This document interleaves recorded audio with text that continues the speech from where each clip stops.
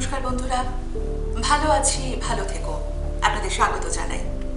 এই পর্বে বিশিষ্ট মানুষজনরা আসছেন, জানাচ্ছেন করোনা অতিমারিতে কেমন করে কাটিয়েছেন তারা দীর্ঘ 2 বছর।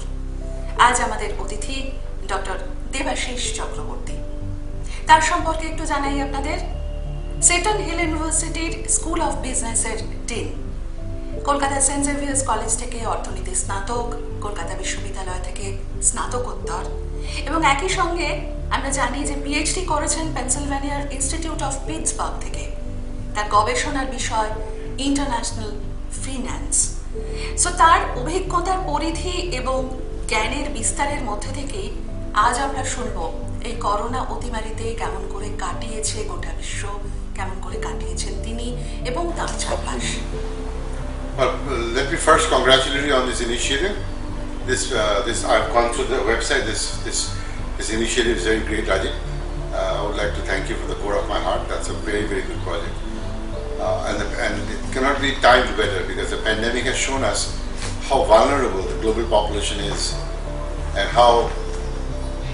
how we can be subjected to this kind of problem very, very fast and very lethally. So it was the right time. Now, the pandemic has fundamentally changed the way we think. Not the way we act, but the way we think. The pandemic has made digital connections much more important. Much more important, digital connections. And it has also made us wonder, or actually I think it has given us little thought in terms of evaluating our real relationships. Because in the past we were all running and we did not know where we were running towards, but we were all running. The pandemic gave us a pause. We were home, we started thinking, we had uncomfortable existence with people that we spent very small time, like your wife, your husband, your son, your daughter. We explored each other. It was beyond our control, but we did explore each other. And I think at the end of the day, people realized that family and friends are much more important than anything else. And why? Because we saw a lot of families and friends die very, very painfully, I think, sometimes.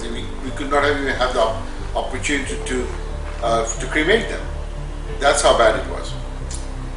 So the pandemic made us think, and I think we are much more caring about our families and friends now.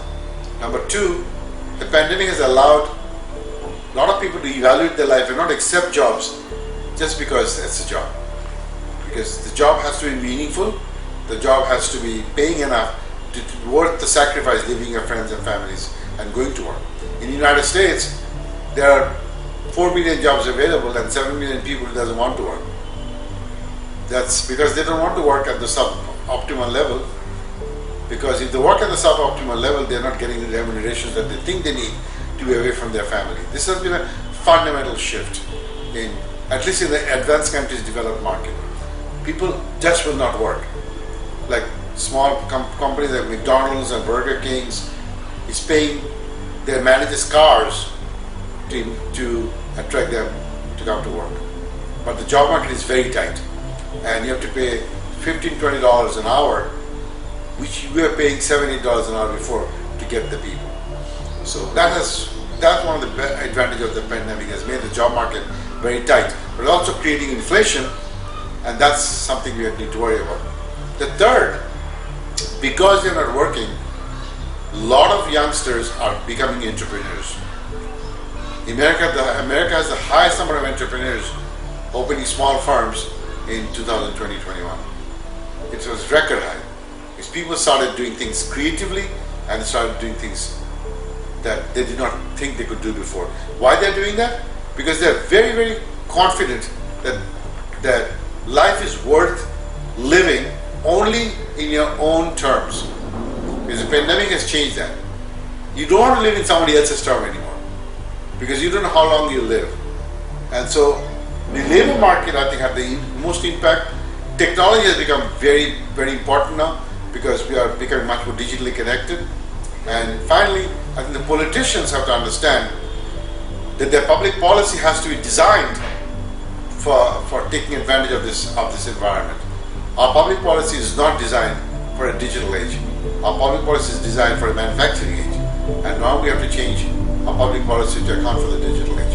I think those are the few things that I think pandemic has done. Debashis চক্রবর্তীর কথা আন্তর্জাতিক অর্থনীতিতে তার প্রজ্ঞা, তার মেধা এবং তার জ্ঞানের বিস্তার তিনি ভাগ করে নিলেন আমাদের সঙ্গে।